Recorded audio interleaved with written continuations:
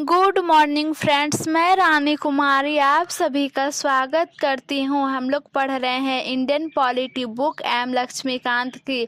इस बुक में हम लोग पढ़ रहे हैं chapter 5 union and its territory. Friends, chapter 5 में मैंने कुछ चीज़ें पहले ही पढ़ा रखी हूँ, जैसे कि मैंने यूनियन ऑफ स्टेट को पढ़ा रखी हूँ। अब हम लोग पढ़ रहे हैं parliament's power to recognise the state. इसमें आज हम लोग पढ़ने वाले हैं it is thus clear that the constitution authorises the parliament to form new state. यहाँ से आज हम लोग पढ़ने वाले हैं। तो फ्रेंड्स, अगर आपने मेरे चैनल को सब्सक्राइब नहीं किया है तो प्लीज़ मेरे चैनल को सब्सक्राइब ज़रूर कर दीजिए। इसके पहले भी मैंने चैप्टर 1, चैप्टर 2, चैप्टर 3, चैप्टर 4 की वीडियो ऑलरेडी बना रखी हूँ। तो फ्रेंड्स, देखते हैं इसमें क्या है।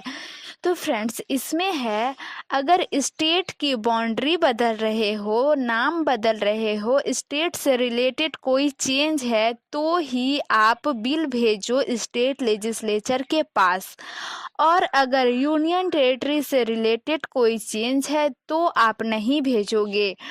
अब की डेट में जम्मू और कश्मीर यूनियन टेरिटरी है, पुडुचेरी यूनियन टेरिटरी है, दिल्ली यूनियन टेरिटरी है। इससे रिलेटेड कोई चेंज है तो इनकी लेजिस्लेटिव असेंबली में किसी भी बिल के रिफ़र करने की ज़रूरत नहीं है। ओके।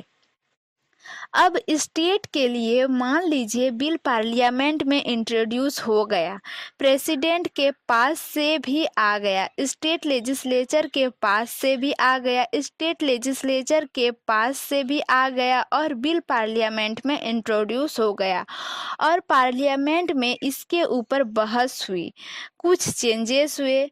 तो जब चेंजेस होंगे ना तो उन चेंजेस को करने के बाद फिर से स्टेट लेजिस्लेचर के पास बिल भेजने की ज़रूरत नहीं है।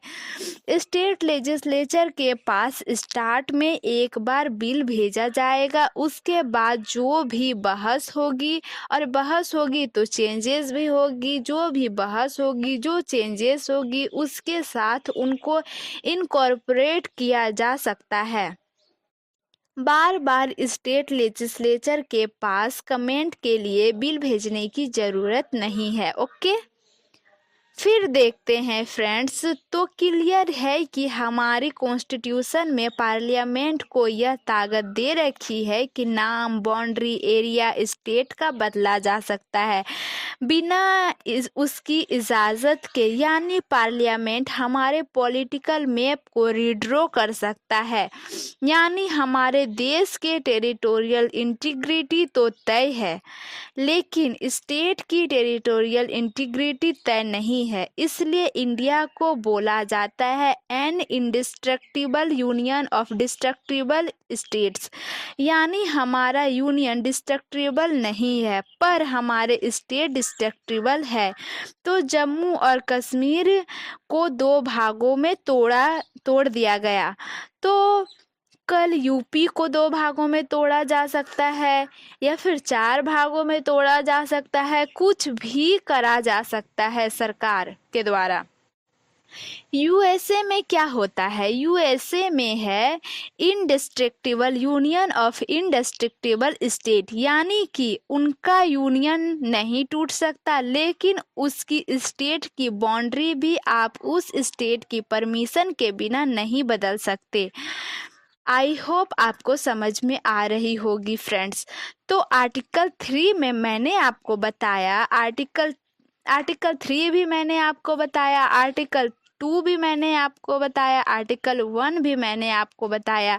अगर आपने चैप्टर 5 की स्टार्टिंग से मेरा वीडियो देख रहे होंगे तो आपको समझ में आ रही होगी कि मैंने आपको आर्टिकल 1, 2, 3 बताई हूँ।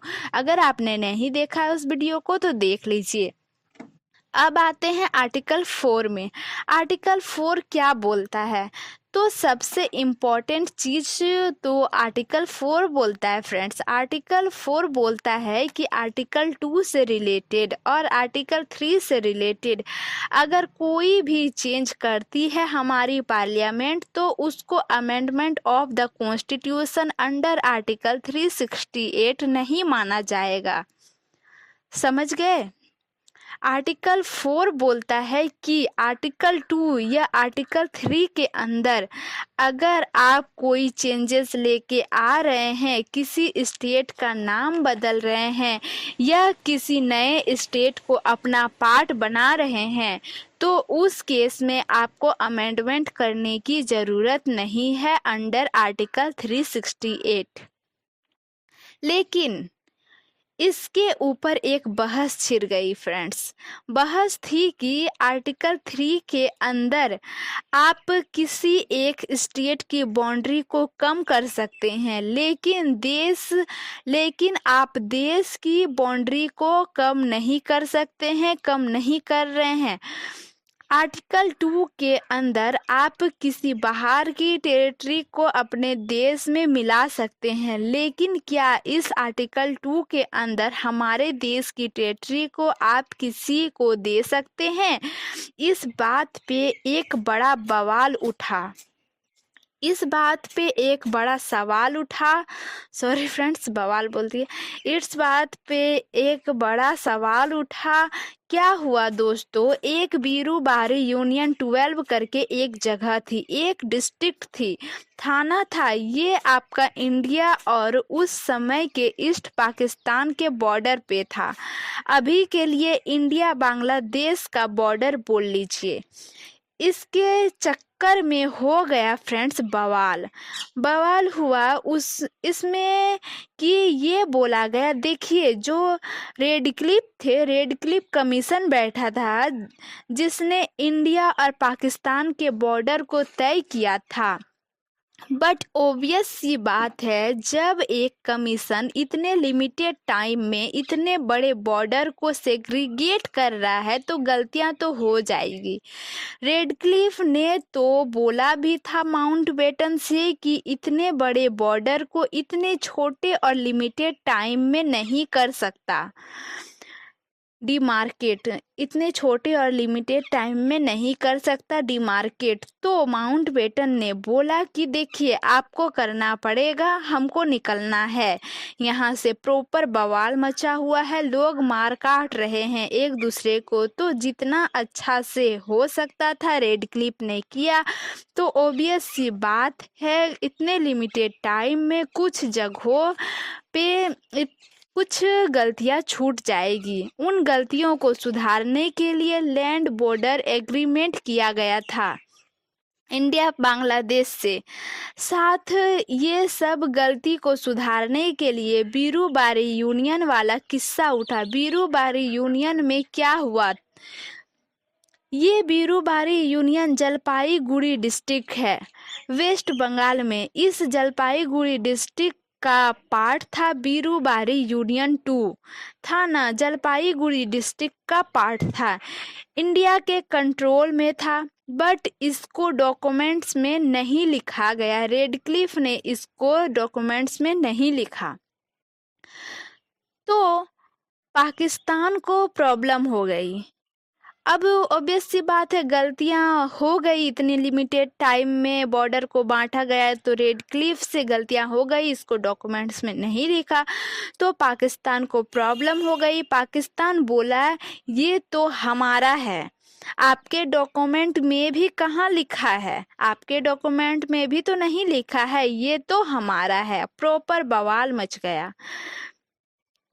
तो क्या किया जाए, उस समय के सेंट्रल गवर्नमेंट ने सोचा कि बीरूबारी यूनियन 12 को बांट दो भागों में, आधा इंडिया का हो जाएगा, आधा पाकिस्तान का हो जाएगा। एक एरिया जिसको पूरा अपना हथियार सकते थे उसको आधा बांट के पाकिस्तान को देने की बात कर रहे थे। बीरूबारी यूनियन 2 जो कि पूरा हमारे पास आ सकता था, कहा इसको आधा बांट दो, आधा इंडिया रखेगा, आधा पाकिस्तान रखेगा। जैसे ही ये बोला बवाल मच गया, केस सुप्रीम कोर्ट में पहुंच गया। आर्टिकल 1 से लेके आर्टिकल 4 की पावर, यानी देखिए आर्टिकल 3 में ये पावर थी पार्लियामेंट के पास कि आप किसी स्टेट की एरिया को डिमिनिश कर सकते हो। तो उस समय की जो कैबिनेट थी, सरकार थी, आर्टिकल 3 के अंदर इस वेस्ट बंगाल की स्टेट की एरिया को थोड़े से डिमिनिश किया। उस समय पे जो वेस्ट बंगाल गवर्नमेंट थी ना, उसको वोकेलरी अपोज कर रही थी। उस समय की वेस्ट बंगाल गवर्नमेंट नहीं चाहती थी कि ऑलमोस्ट इंडिया का एक बहुत मेजर पार्ट ये नहीं चाहता था कि ऐसा कुछ हो, हमारा लैंड का एक भी इंच किसी और कंट्री के पास जाए, ऐसा नहीं चाहता था। ये जो आधा पाकिस्तान को देने की बात हो रही थी, तो ये जो आधा पाकिस्तान को देने की बात हो रही थी, तो आर्टिकल 3 के अंदर तो केस पहुंच गया सुप्रीम कोर्ट के पास। सुप्रीम कोर्ट में इसकी सुनवाई हुई। सुप्रीम कोर्ट ने बोला कि आर्टिकल 3 के अंदर जो आपका जो स्टेट है ना, उसको जो एरिया को डिमिनिश कर रहे हो ना, वो आप इस शर्त में नहीं कर सकते कि आप अपनी टेरिटरी को किसी फॉरेन टेरिटरी को दे रहे हो। तो सुप्रीम कोर्ट ने कहा कि आप आर्टिकल 3 के अंदर बिना अमेंडमेंट किए ये हिस्सा पाकिस्तान को नहीं दे सकते। अगर आपको ये हिस्सा पाकिस्तान को सीड करना है तो आपको अमेंडमेंट करना होगा। कॉन्स्टिट्यूशन में अमेंडमेंट पास करना पड़ेगा। तो जब सेंट्रल गवर्नमेंट को ये पता चला तो एक अमेंडमेंट पास करना पड़ा, 9th constitutional amendment act of 1960, और उसके थ्रू बेरूबारी यूनियन का आधा दिया गया पाकिस्तान को, जबकि पूरा नेशन ये चाहता था कि ऐसा कुछ ना हो। वेस्ट बंगाल की गवर्नमेंट भी चाहती थी ऐसा कुछ ना हो, बट इंडिया तो एक अच्छा दोस्त है, सबका ध्यान रखता है, तो पाकिस्तान जैसे देशों का भी ध्यान रखता है। इंडिया एक अच्छा देश है, एक अच्छा दोस्त है। तो बाद में एक और ऐसा केस गया सुप्रीम कोर्ट में, 1969 की बात है। उसमें बोला गया, सुप्रीम कोर्ट ने बोला कि अगर इंडिया और किसी दूसरी कंट्री के बीच में बाउंड्री को लेके कोई डिस्प्यूट है, तो अनटिल एंड अनलेस हमारी टेरिटरी का कोई हिस्सा दूसरी कंट्री के पास नहीं जा रहा है, मतलब इसमें है क्या कि किसी दूसरी, अगर इंडिया और किसी दूसरी कंट्री के बीच में बाउंड्री को लेके कोई डिस्प्यूट है, तो अनटिल एंड अनलेस हमारी टेरिटरी का कोई हिस्सा दूसरी कंट्री के पास नहीं जा रहा है, अगर जब तक ये नहीं हो रहा है कि इंडिया का कोई टुकड़ा टूट के दूसरी कंट्री के पास जा रहा हो, उसके अलावा आप एग्जीक्यूटिव एक्शन से चीज़ें कर सकते हैं। ये आर्टिकल 1 से 4 के अंदर चीज़ें कर सकते हैं। आपको कॉन्स्टिट्यूशनल अमेंडमेंट एक्ट पास करने की ज़रूरत नहीं है। मतलब अगर आप स्टेट को डिमिनिश कर रहे हो, बाउंड्री को बदल रहे हो, या फिर किसी दूसरे देश के इलाके को अपने में मिला रहे हो, तो आप एग्जीक्यूटिव एक्शन के थ्रू मिला सकते हो। बाद में आर्टिकल 1 से लेके आर्टिकल 4 के बीच में आप पास करा लो सिंपल मेजोरिटी से, चूँकि आर्टिकल 2 और आर्टिकल 3 के अंदर आप जो चेंजेस कर रहे हो उसके लिए आपको सिंपल मेजोरिटी की ज़रूरत है। आपको उसके लिए अमेंडमेंट करने की ज़रूरत नहीं है। अमेंडमेंट आपको तब करना है जब आप इंडिया की टेरिटरी किसी और को दे रहे हो। 1969 में भी ये चीज़ें बोली गई हमारी सुप्रीम कोर्ट में। फ्रेंड्स आज के लिए इतना ही, फिर हम लोग नेक्स्ट वीडियो में पढ़ेंगे exchange of territories with Bangladesh. ये हम लोग आने वाले वीडियो में पढ़ने वाले हैं। तो फ्रेंड्स आपको वीडियो कैसी लगी आप कमेंट ज़रूर कीजिए, और अगर आपने मेरे चैनल को सब्सक्राइब नहीं किया है तो सब्सक्राइब ज़रूर कीजिए और ज़्यादा से ज़्यादा इस वीडियो को शेयर कीजिए। Thanks for watching.